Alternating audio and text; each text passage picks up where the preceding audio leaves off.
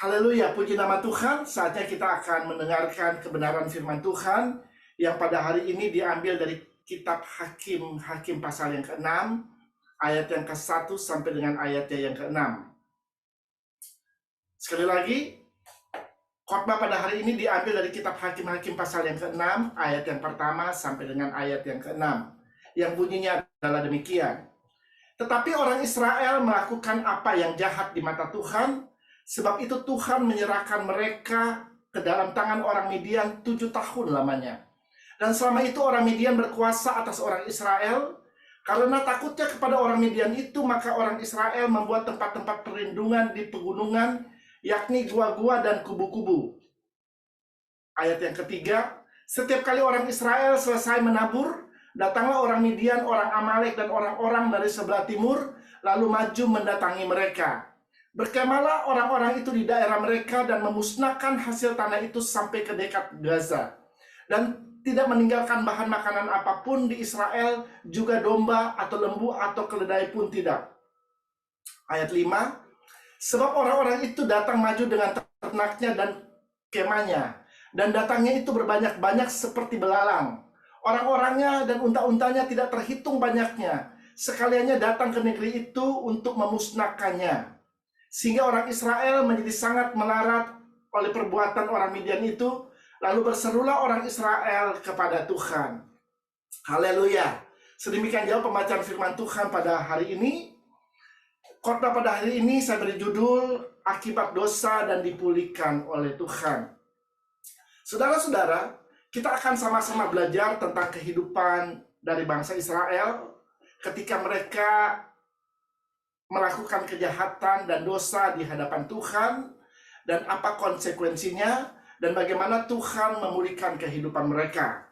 Kita akan lihat di dalam Hakim pasal 6 ayat yang pertama.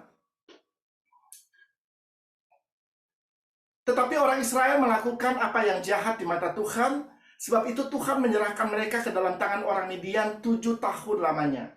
Saudara, dalam firman Tuhan ini dijelaskan ada suatu masa dalam kehidupan bangsa Israel, di mana bangsa Israel melakukan kejahatan dan dosa di mata Tuhan. Melakukan kejahatan di mata Tuhan artinya mereka melakukan apa yang tidak benar di hadapan Tuhan. Mereka tidak melakukan sesuatu yang sesuai dengan firman Allah, saudara. Mereka melanggar firman Tuhan. Kalau dosa, kalau saya bisa definisikan secara sederhana, adalah pelanggaran terhadap firman Allah. Nah, akibat kejahatan dan dosa yang mereka perbuat, Alkitab mencatat mereka akhirnya diserahkan ke tangan orang Midian selama 7 tahun lamanya. Nah, kita melihat di sini, dosa selalu akan membawa akibat. Orang Israel karena dosa dan kejahatan mereka, akhirnya mereka harus ditindas dan dijajah oleh orang Midian. Dan karena penindasan orang Midian dalam kehidupan mereka pada waktu itu, akhirnya membuat mereka sangat-sangatlah menderita, saudara. Contoh lain, ya kalau kita melihat Adam dan Hawa, Adam dan Hawa itu pada waktu mereka diciptakan, mereka ditempatkan oleh Tuhan di Taman Eden.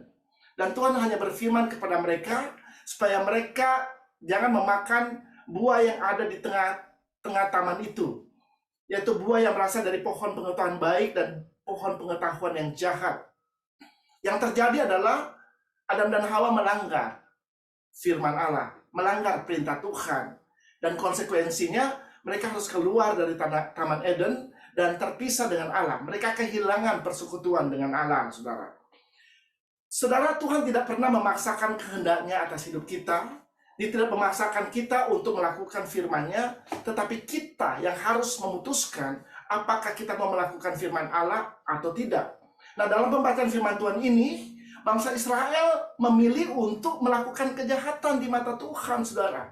Mereka memilih untuk melanggar firman Tuhan. Mereka memilih untuk tidak mentaati firman Tuhan. Dan akibatnya mereka diserahkan ke tangan orang Midian, saudara. Ya. Nah, hidup dalam kejahatan atau dosa merupakan suatu hal yang tidak menyenangkan, saudara. Ya, karena itu akan membawa kehidupan kita ke dalam berbagai-bagai penderitaan, yang ujung-ujungnya akan menghancurkan kehidupan kita dan akan membinasakan kehidupan kita. Oleh karena itu, kalau kita lihat 2000 tahun yang lalu Tuhan Yesus datang ke dunia ini, tujuannya hanya satu, saudara, ya, untuk menebus kita dari dosa. Karena Tuhan Yesus tahu bahwa kalau manusia tetap hidup di dalam dosa, maka manusia akan mengalami berbagai macam penderitaan, bahkan akan terpisah dengan Allah selama-lamanya. Nah, pada saat ini kita akan belajar dari kehidupan bangsa Israel, apa akibatnya ketika mereka memilih untuk hidup dalam kejahatan dan dosa. Yang pertama, orang Israel hidup dalam ketakutan. Ya, kita lihat dalam Hakim-Hakim 6 ayat yang kedua. Dan selama itu orang Midian berkuasa atas orang Israel. Karena takutnya kepada orang Midian itu, maka orang Israel membuat tempat-tempat perlindungan di pegunungan, yakni gua-gua dan kubu-kubu. Saudara perhatikan di sini. Pada waktu mereka melakukan kejahatan dan dosa di mata Tuhan, akhirnya mereka diserahkan ke tangan orang Midian, saudara. Nah, dikatakanlah firman Tuhan yang baru kita baca di sini, ya, karena takutnya kepada orang Midian, ya mereka harus tinggal di dalam gua-gua, ya di dalam kubu-kubu, di tempat-tempat yang tersembunyi, saudara. Ya, saking takutnya mereka kepada orang Midian, saudara. Saudara ingat, Tuhan tidak pernah memberikan kepada kita roh ketakutan. Amin. Ya, tetapi yang Tuhan berikan dalam kehidupan kita adalah roh yang mendatangkan kekuatan, kasih, dan ketertiban, saudara. Kenapa ada ketakutan dalam kehidupan manusia? Ketakutan pertama kali ada dalam hidup manusia pada waktu manusia jatuh di dalam dosa, saudara. Ya, kita bisa baca ayatnya dalam Kejadian 3, ayatnya yang ke-10. Ketika aku mendengar bahwa engkau ada di dalam taman ini, aku menjadi takut karena aku telanjang. Sebab itu aku bersembunyi. Ya, saudara perhatikan dalam ayat ini dikatakan pada waktu Tuhan mau menemui manusia yang pada waktu itu mereka sudah jatuh di dalam dosa, saudara. Ya, dan seperti biasanya Tuhan datang ke Taman Eden untuk berbicara dengan manusia. Yang terjadi pada waktu itu, Adam dan Hawa malah bersembunyi, saudara. Dan dikatakan, aku menjadi takut karena aku telanjang. Ya, jadi pada waktu mereka berdosa, yang mereka menyadari keadaan mereka, dan mereka menjadi takut, saudara. Ya, dan mereka bersembunyi dari hadapan Allah. Padahal sebelum mereka berdosa, mereka selalu hidup dalam persekutuan dengan Allah. Mereka selalu berkomunikasi dengan Allah. Mereka selalu berhubungan dengan Allah. Tetapi pada waktu mereka jatuh ke dalam dosa, dosa membuat mereka terpisah dengan Allah. Saudara-saudara, Yesus datang untuk menebus dosa kita, sehingga kita tidak hidup lagi dalam ketakutan. Ya, ada berbagai macam ketakutan bisa menguasai kehidupan manusia. Pada waktu ada ketakutan di dalam hidup kita, maka tidak akan ada sukacita dan damai sejahtera. Dan Yesus datang untuk memberikan damai sejahtera dan sukacita di dalam kehidupan kita, sehingga kita tidak lagi terintimidasi oleh dosa-dosa kita. Nah, saudara, itu yang pertama. Yang kedua, akibat kejahatan dan dosa yang dilakukan oleh orang Israel, mereka hidup dalam kegagalan dan penderitaan. Kita bisa lihat itu dalam Hakim-Hakim 6 ayat yang ketiga dan ayatnya yang keempat. Coba kita lihat. Setiap kali orang Israel selesai menabur, datanglah orang Midian, orang Amalek, dan orang-orang dari sebelah timur, lalu maju mendatangi mereka. Berkemahlah orang-orang itu di daerah mereka dan memusnahkan hasil tanah itu sampai ke dekat Gaza. Dan tidak meninggalkan bahan makanan apapun di Israel, juga domba atau lembu atau keledai pun tidak. Saudara, dalam ayat firman Tuhan ini, dikatakan orang Midian, orang Amalek, dan orang-orang dari sebelah timur, ya, mereka datang untuk memusnahkan negeri Israel, saudara. Ya, dan tidak ada yang tertinggal sama sekali, dikatakan. Tidak ada bahan makanan pun mereka tidak tinggalkan kepada orang Israel, saudara. Bahkan binatang pun mereka jarah, ya mereka ambil, ya, keledai, lembu, domba, ya, dirampok oleh orang Midian. Memang kalau iblis datang, dia hendak mencuri, membunuh, dan membinasakan, saudara. Dan dosa membuka kesempatan bagi iblis untuk mencuri apa yang kita miliki dalam hidup kita, saudara. Sampai tidak ada yang tersisa lagi. Nah, apakah iblis puas dengan hanya mencuri dan merampok kehidupan kita? Iblis tidak akan hanya puas, saudara, hanya dengan mencuri dan merampok. Kalau kita baca di dalam ayat selanjutnya, Hakim-Hakim 6 ayat 5, coba kita lihat. Sebab orang-orang itu datang maju dengan ternaknya dan kemahnya, dan datangnya itu berbanyak-banyak seperti belalang. Orang-orangnya dan unta-untanya tidak terhitung banyaknya. Sekaliannya datang ke negeri itu untuk memusnahkannya. Haleluya. Ya saudara, kita lihat di sini tujuan daripada orang Midian dan sekutunya datang itu hanya untuk mencuri, ya, dan bukan hanya mencuri, tetapi ujung-ujungnya mereka mau memusnahkan, mereka mau menghancurkan kehidupan orang Israel, saudara. Ya, mereka mau memusnahkan negeri yang ditinggali oleh orang Israel. Bahkan dikatakan hasil tanah mereka dimusnahkan. Artinya apa yang mereka orang Israel tabur tidak pernah mereka tuai dalam hidup mereka, saudara. Ya, hasil tanah itu yang mereka hasilkan nggak pernah mereka panen. Ya, ini berbicara tentang kegagalan. Mereka melakukan sesuatu nggak pernah berhasil, saudara. Selalu gagal, dan gagal lagi, saudara. Ya, ini berbicara tentang kegagalan dalam hidup mereka, saudara. Ini akibat dosa dan kejahatan yang mereka lakukan di hadapan Allah, sehingga mereka hidup di bawah kutuk, saudara. Ya, bukan hidup di dalam berkat-berkat Allah. Demikian juga dengan kehidupan kita sebagai orang percaya. Pada waktu kita memilih untuk hidup di dalam kejahatan dan dosa, maka kehidupan kita itu akan dijarah, akan dicuri habis-habisan oleh iblis sampai kita bangkrut. Ya, saudara, kalau berbicara tidak ada sukacita dan damai sejahtera, maka yang ada adalah penderitaan, keputusasaan, kesedihan, kepedihan, stres, depresi, dan sebagainya. Dan akhirnya itu akan menuju kepada kematian, saudara. Ya, banyak orang karena putus asa akhirnya mengakhiri kehidupan mereka dengan bunuh diri. Ya, banyak orang yang depresi, stres dan frustrasi akhirnya berakhir dengan kematian. Benar? Ya. Nah, ini yang iblis mau dari kehidupan kita. Ya, dia mau mencuri, membunuh dan membinasakan. Tuhan tidak bisa menolong bangsa Israel pada waktu itu, bukan karena Tuhan tidak sanggup untuk menolong mereka, tetapi karena bangsa Israel memilih untuk hidup di dalam kejahatan, saudara. Mereka memilih untuk hidup di dalam dosa, dan dosa ini memisahkan mereka dari Tuhan, saudara. Ya, saudara, Tuhan juga tidak bisa bekerja dalam hidup kita kalau kita memilih hidup di luar Tuhan. Tuhan tidak akan bisa menolong kita kalau kita hidup di dalam dosa. Karena Roh Kudus tidak akan bisa bekerja dalam diri seseorang pada waktu orang itu hidup di dalam dosa, saudara. Di luar firman Allah. Roh Kudus hanya bisa bekerja pada waktu kita hidup di dalam firman Allah, melakukan firman Allah, saudara. Ya, dan itu akan direalisasikan oleh Roh Kudus. Yang ketiga, akibat dosa dan kejahatan dari bangsa Israel, kita akan lihat. Yang ketiga, mereka hidup dalam kemiskinan. Kita lihat ayat yang ke-6. Sehingga orang Israel menjadi sangat melarat oleh perbuatan orang Midian itu. Lalu berserulah orang Israel kepada Tuhan. Haleluya, saudara. Saudara, karena dosa, akhirnya orang Israel menjadi sangat melarat, saudara, dikatakan dalam firman Tuhan. Oleh karena perbuatan orang Midian dalam kehidupan mereka. Ya, sangat melarat, artinya sangat miskin, saudara. Ya, mereka tidak punya apa-apa lagi. Semua udah diambil, sudah dijarah, hasil tanahnya udah dijarah. Ya, domba, lembu, mereka udah dijarah oleh orang Midian. Tidak ditinggalkan apapun dalam kehidupan mereka, saudara.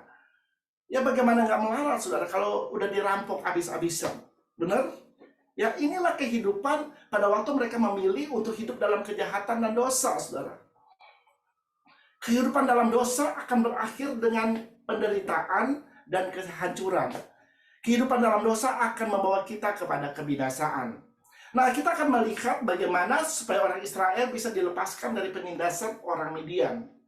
Masih dalam ayat yang ke-6, mungkin saya bisa minta tolong untuk ditampilkan sekali lagi. Sehingga orang Israel menjadi sangat melarat oleh perbuatan orang Midian itu. Saudara perhatikan kalimat terakhir. Lalu berserulah orang Israel kepada Tuhan. Nah, saudara, kata ini merupakan kalimat yang penting, saudara. Lalu orang Israel berseru kepada Tuhan. Ya, ini adalah kata kunci kalau orang Israel mau dipulihkan oleh Tuhan. Firman Tuhan menjelaskan pada waktu mereka sudah tidak tahan dengan keadaan yang situasi yang mereka hadapi pada waktu itu, dengan berbagai macam penderitaan yang mereka alami pada waktu itu, lalu mereka berseru kepada Tuhan. Ini artinya mereka berdoa, mereka merendahkan diri di hadapan Tuhan. Ya, mereka memutuskan untuk datang kepada Tuhan dan mencari wajah Tuhan. Ya, artinya mereka percaya bahwa hanya Tuhan yang mampu untuk menolong mereka dan melepaskan mereka dari penindasan orang Midian pada waktu itu, saudara. Saudara, kalau kita membaca di dalam 2 Tawarik 7 ayat yang ke-14, dan umatku yang atasnya namaku disebut merendahkan diri, berdoa dan mencari wajahku, lalu berbalik dari jalan-jalannya yang jahat, maka aku akan mendengar dari sorga dan mengampuni dosa mereka, serta memulihkan negeri mereka. Saudara-saudara, inilah yang dilakukan oleh bangsa Israel ketika mereka mengalami penderitaan, mereka mengalami hal-hal yang terburuk di dalam kehidupan mereka. Mereka sadar, ini terjadi karena perbuatan dan ulah mereka sendiri. Karena mereka hidup jauh dari Tuhan. Karena mereka hidup di luar Tuhan. Karena mereka melakukan kejahatan dan dosa di mata Tuhan. Ya. Dan apa yang dilakukan bangsa Israel, akhirnya Tuhan memulihkan kehidupan mereka. Ya, kita lihat dalam ayat ini, dalam 2 Tawarik 7 ayat 14. Yang pertama, apa yang dilakukan oleh bangsa Israel sehingga Tuhan memulihkan kehidupan mereka? Mereka memutuskan untuk merendahkan diri di hadapan Tuhan, berdoa, dan mencari wajah Tuhan. Nah, ini penting sekali, saudara. Artinya mereka memutuskan untuk mendekat kepada Tuhan. Mereka memutuskan untuk datang kembali kepada Tuhan. Ya, artinya bangsa Israel sadar kalau mereka tetap tinggal dengan kejahatan mereka, mereka akan hidup tanpa pengharapan. Ya, mereka sadar tanpa pertolongan Tuhan dalam hidup mereka, mereka tidak akan mungkin keluar dari situasi yang mereka hadapi pada waktu itu, saudara. Ya, mereka tahu dan percaya bahwa hanya Tuhan yang sanggup melepaskan mereka dari keadaan yang mereka alami pada waktu itu. Hanya Tuhan yang sanggup melepaskan mereka dari penderitaan demi penderitaan yang mereka alami pada waktu itu. Saudara, begitu juga dengan kehidupan kita. Kita perlu selalu merendahkan diri di hadapan Tuhan. Amin. Ya, kita perlu selalu mengakui Tuhan di seluruh area kehidupan kita. Mengakui bahwa tanpa Tuhan kita tidak dapat berbuat apa-apa. Yang mengakui bahwa kita memerlukan Tuhan dalam kehidupan kita. Mengakui bahwa hanya Tuhan yang sanggup untuk menolong kita keluar dari apapun situasi yang mungkin saja bisa terjadi di dalam kehidupan kita. Itu yang pertama, saudara. Yang kedua, bukan hanya merendahkan diri dan berdoa, tetapi bangsa Israel juga harus berbalik dari jalan-jalan kehidupan mereka yang jahat. Ini adalah the next step, ya, langkah selanjutnya yang harus mereka lakukan dalam hidup mereka. Mereka harus memutuskan untuk berbalik dari kehidupan mereka yang jahat. Ya, artinya mereka harus sadar dan bertobat dari dosa-dosa mereka, saudara. Mereka harus sadar akan kejahatan yang mereka perbuat di hadapan Tuhan dan meninggalkan semua dosa mereka. Karena selama mereka masih berada di dalam dosa, mereka tidak akan pernah bisa melihat pertolongan Tuhan di dalam hidup mereka. Karena dosa ini memisahkan mereka dari Tuhan. Ya. Dosa ini memisahkan mereka dari Tuhan. Tuhan tidak bisa menolong mereka selama mereka stay, selama mereka tinggal di dalam dosa. Karena Tuhan adalah Allah yang Maha Kudus. Ya, dia tidak bisa bergaul dengan apa yang namanya dosa. Seterusnya, yang ketiga, sesudah mereka berseru, mereka berdoa artinya, dan berbalik dari kejahatan mereka, baru Tuhan akan mendengar doa mereka dan memulihkan kehidupan mereka. Artinya Tuhan menolong mereka keluar dari situasi yang mereka alami pada waktu itu dan memulihkan kehidupan mereka, saudara. Karena apa yang terjadi dalam kehidupan bangsa Israel, sekali lagi itu karena perbuatan mereka sendiri, saudara. Karena mereka hidup di dalam kejahatan. Saudara, memulihkan, ini artinya apa yang hancur, Tuhan akan pulihkan kembali. Ya, kalau saya percaya pada waktu itu, keadaan negeri Israel sudah hancur, saudara. Ya, karena serangan dari orang Midian dan sekutunya, ya, orang Amalek dan orang-orang dari sebelah timur, saudara. Ini mungkin kalau kita bisa lihat seperti perang dari Israel dan Hamas, saudara. Kalau Anda melihat videonya, itu di Gaza sana, itu gedung-gedung yang ada di sana sudah hancur, berantakan, saudara. Ya, tinggal puing-puing saya lihat. Ya, mungkin keadaan seperti ini yang dialami oleh bangsa Israel. Tetapi pada waktu mereka datang kepada Tuhan, mereka berbalik dari kehidupan mereka, Tuhan sanggup untuk memulihkan kehidupan mereka. Tuhan sanggup membangun apa yang sudah hancur di dalam kehidupan mereka. Ya, kesedihan, kepedihan yang mereka alami bisa Tuhan gantikan dengan sukacita. Amin. Haleluya. Ya, dan penderitaan mereka alami bisa Tuhan ganti dengan kebahagiaan. Haleluya. Yang kedua, memulihkan artinya apa yang hilang dalam kehidupan mereka bisa dikembalikan oleh Tuhan. Tadi kita udah baca, ya, bahwa mereka dirampok habis-habisan oleh orang Midian.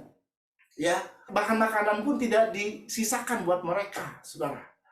Semua binatang mereka, hewan mereka, ternak mereka diambil oleh orang Midian.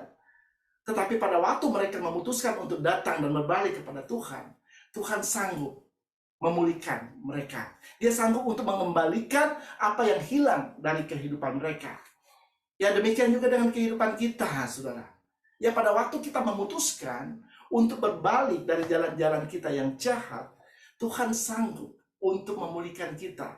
Dia sanggup yang membuat apa yang sudah dicuri oleh iblis dari kehidupan kita dikembalikan kepada kita. Dan yang memulihkan artinya juga apa yang rusak bisa dibetulkan oleh Tuhan. Haleluya. Ya, kehidupan yang sudah rusak, udah ancur-ancuran pada waktu itu di negeri Israel, Tuhan sanggup untuk betulkan lagi. Ya, saudara, serusak apapun seseorang, ya, sejahat apapun seseorang, pada waktu dia memutuskan untuk datang kepada Tuhan, dia memutuskan untuk berbalik kepada Tuhan, dia memutuskan untuk bertobat, tangan Tuhan selalu terbuka untuk menerima dia. Amin. Ya, Tuhan sanggup memulihkan kehidupan seseorang. Saya percaya tidak ada yang permanen dalam diri seseorang. Ya, sejahat apapun seseorang, ya kita nggak bisa mencap dia, oh dia orang jahat, dan seterusnya dia akan menjadi orang yang jahat. Kita tidak bisa mencap seperti itu, saudara. Ya, karena pada waktu seseorang dia masih hidup, walaupun sejahat apapun dia, dan dia memutuskan untuk datang kepada Tuhan, untuk bertobat, Tuhan selalu mau menerima dia. Ya, anugerahnya selalu mau dicurahkan kepada orang-orang yang seperti ini. Kebaikan Tuhan dia mau curahkan kepada orang-orang yang seperti ini, saudara.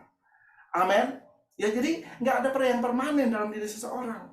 Ya, pada waktu dia memutuskan untuk kembali kepada Tuhan, Tuhan sanggup memberikan kehidupan yang baru di dalam hidupnya. Apa yang rusak bisa diperbaiki oleh Tuhan. Haleluya. Pemulihan juga berarti hubungan yang rusak antara bangsa Israel dengan penciptanya itu dipulihkan. Ya, jadi Tuhan menjadi Tuhan mereka dan mereka menjadi umatnya, saudara. Saya tidak akan memperpanjang khotbah pada hari ini. Ya, kita sudah belajar tentang kehidupan bangsa Israel ketika mereka melakukan kejahatan dan dosa di hadapan Tuhan, dan akhirnya kehidupan mereka dipulihkan oleh Tuhan. Dan saya percaya pada waktu mereka berbalik dan memutuskan untuk bertobat, pasti terjadi pemulihan dalam kehidupan mereka. Demikian juga dengan kehidupan kita, pada waktu kita merendahkan diri, pada waktu kita berbalik dari kehidupan kita, pada waktu kita berbalik dari jalan-jalan kita yang jahat, Tuhan sanggup untuk memulihkan kita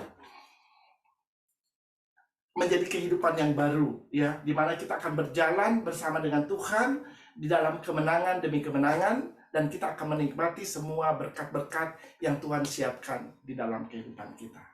Amin.